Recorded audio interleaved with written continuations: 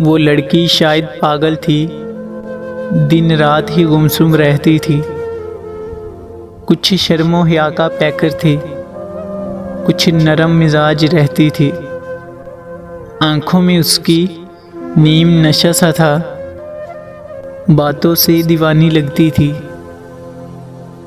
हमराज ना था उसका कोई, बस खुदा से बातें करती थी। एक शाम के आंचल में अक्सर जज्बात छुपाए रखती थी। डरती थी जुदा हो जाने से, या प्यार से शायद डरती थी।